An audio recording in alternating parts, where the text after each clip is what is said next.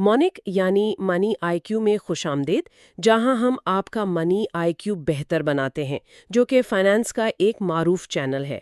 आज हम एक बहुत ही अहम और सच पूछें तो एक मुश्किल मौजू पर बात करने वाले हैं, यानी स्टॉक मार्केट में नुकसान से वापसी का सफर।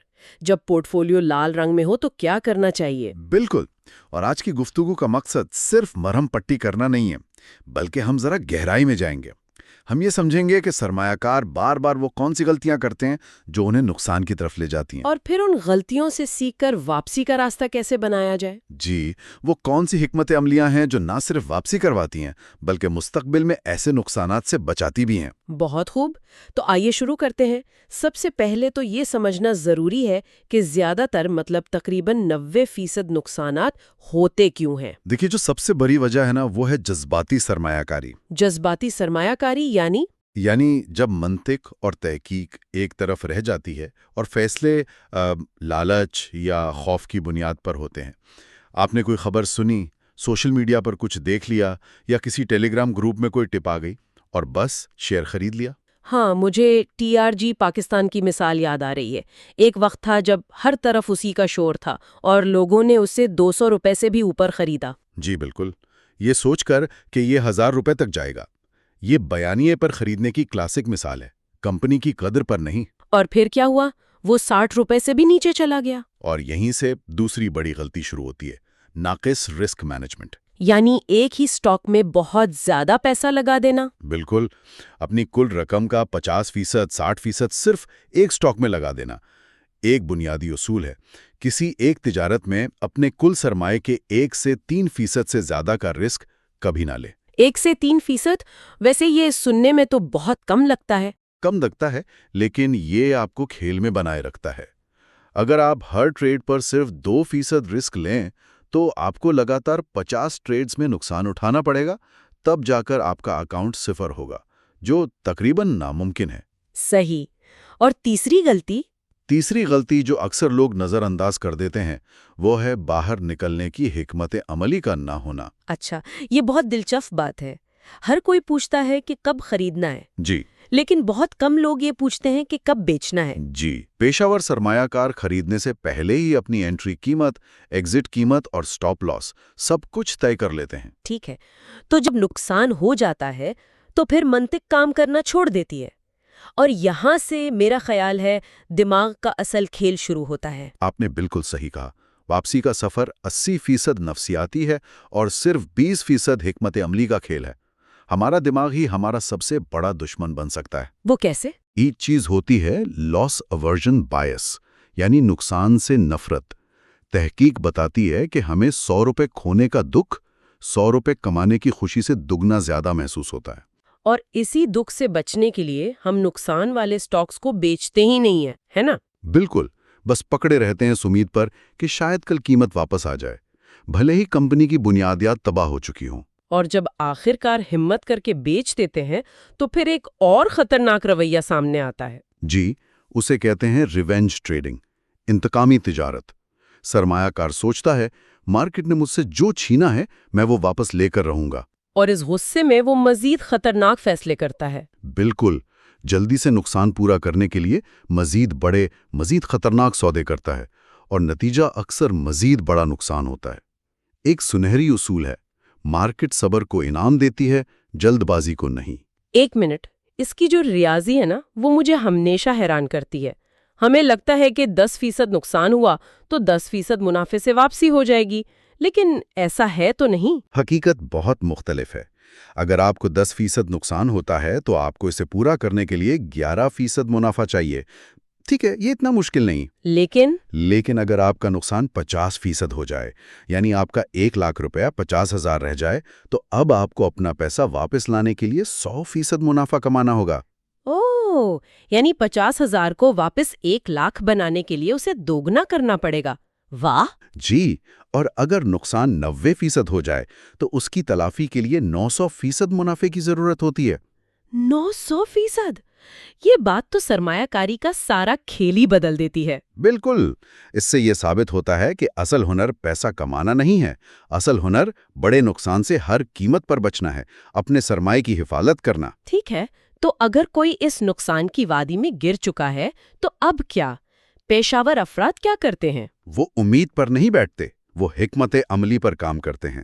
سب سے پہلا قدم ہے بنیادی تجزیہ، یعنی کمپنی کی صحت کی جانچ پڑتال۔ مطلب یہ دیکھنا کہ کیا مسئلہ عارضی ہے یا مستقل؟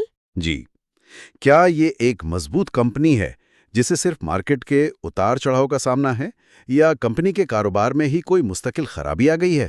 اس کی کوئی مثال دے سکتی ہیں؟ ضرور، جیسے سیمنٹ کی ڈیمانڈ آتی جاتی رہتی ہے۔ یہ ایک چکریہ شعبہ ہے۔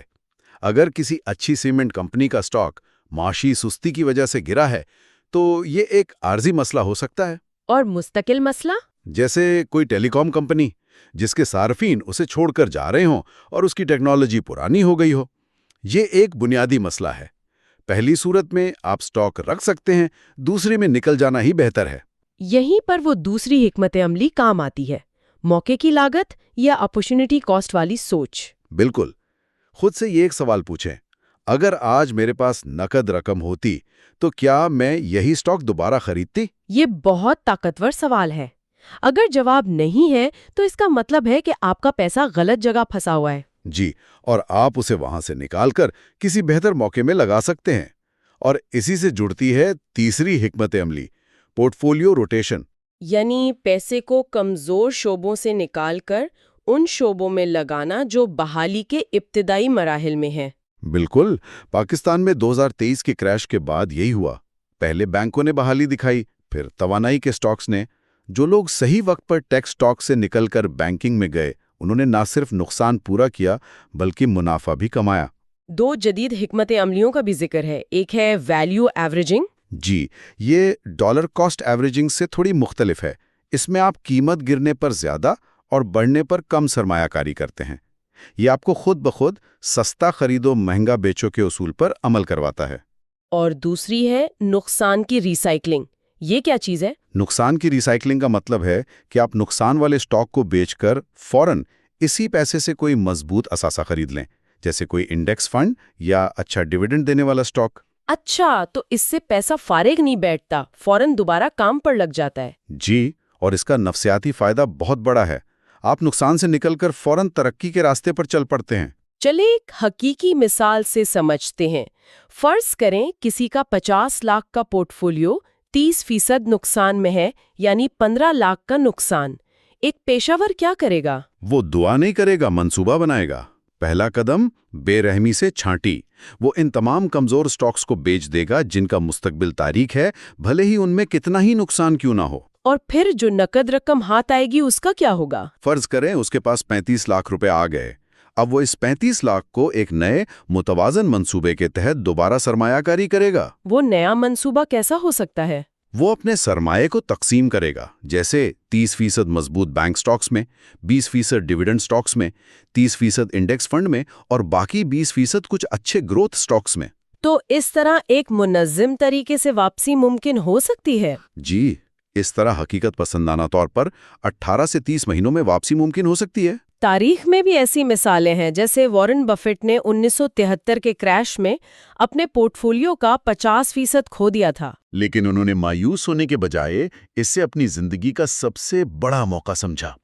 انہوں نے اسی خوف کے عالم میں کوکا کولا جیسی کمپنیاں انتہائی سستے داموں خریدیں اور اگلے 10 سالوں میں 10 گنا منافع کمایا۔ اور پاکستان میں لکی سیمنٹ کی بھی مثال دی جاتی ہے۔ جی، 2008 کے بحران میں وہ بہت گرا، لیکن جنہوں نے کمپنی کی مضبوطی پر بھروسہ رکھا، انہوں نے اگلے 10 سالوں میں 5 گنا سے زیادہ واپسی حاصل کی۔ مگر لوگ جو سب سے بڑی غلطیاں کرتے ہیں نقصان کے بعد، وہ کیا ہیں؟ سب سے پہلی غلطی، 1 مہینے میں نقصان پورا کرنے کی کوشش کرنا۔ یہ ناممکن ہے۔ دوسری، پینی سٹاکس میں زیادہ سرمایہ کاری کرنا۔ اور ٹیلی گرام گروپس کو فالو کرنا۔ یہ تیسری بڑی غلطی ہے۔ ان گروپس میں اکثر پمپ اینڈ ڈمپ اسکیمیں چل رہی ہوتی ہیں۔ آپ کو مال بیچ کر آپریٹرز نکل جاتے ہیں۔ اور سب سے خطرناک غلطی، نقصان کے بعد لیوریج، یعنی قرض لے کر تجارت کرنا۔ یہ جوئے کی آخری بازی لگانے کے مترادف ہے اور تقریباً ہمیشہ مکمل تباہی پر ختم ہوتا ہے۔ اتنی ساری معلومات کے بعد کیا کوئی سادہ سا اصول ہے جسے سرمایہ کار استعمال کر سکیں؟ جی، ایک بہت مؤثر اصول ہے جسے 3 ہاں کا اصول کہتے ہیں۔ کسی بھی نقصان والے سٹاک کو صرف تبھی رکھیں جب 3 سوالوں کا جواب ہاں ہو۔ وہ 3 سوال کیا ہیں؟ پہلا، کیا کمپنی کا کاروبار ابھی بھی بڑھ رہا ہے؟ دوسرا، کیا مینجمنٹ قابل اعتبار ہے؟ اور تیسرا، کیا اس شعبے کا مستقبل مثبت ہے؟ اور اگر ان میں سے 2 کا جواب بھی نہیں ہے تو پھر بیچ دیں۔ اس کا مطلب ہے آپ امید پر بیٹھے ہیں، حقیقت پر نہیں۔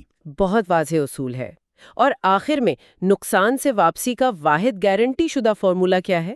صرف ایک ہی ثابت شدہ فارمولا ہے، نظم و ضبط جمع صبر جمع تنوع، یعنی ڈسپلن، پیشنس اینڈ ڈائیورسفیکیشن۔ نظم و ضبط جذباتی فیصلوں سے بچاتا ہے، صبر مشکل وقت میں کھڑے رہنے کی طاقت دیتا ہے، اور تنوع اس بات کو یقینی بناتا ہے کہ کسی ایک کمپنی کی ناکامی آپ کی پوری کشتی کو نہ ڈبو دے۔ یہ کوئی جادو کی چھڑی سے نہیں ہوتا، یہ ایک سوچا سمجھا، نظم و ضبط اور صبر پر مبنی عمل ہے۔ بالکل۔ اور آخر میں سامعین کے لیے ایک سوچ، کیا آپ کا مقصد نقصان سے واپسی یعنی ریکور کرنا ہے، یا اس سرمائے کو بہتر مواقع میں لگا کر دوبارہ تعمیر یعنی ری بلڈ کرنا ہے؟ یہ بہت گہری بات ہے۔ اکثر پیشہ ور سرمایہ کار دوسرا راستہ چنتے ہیں، کیونکہ ماضی کے نقصان پر توجہ مرکوز رکھنے کے بجائے مستقبل کے منافع کو دیکھنا زیادہ اہم ہے۔ مستقبل کی اپڈیٹس کے لیے بیل آئیکن کو دبائیں اور ہمارے چینل کو لائک اور سبسکرائب کریں۔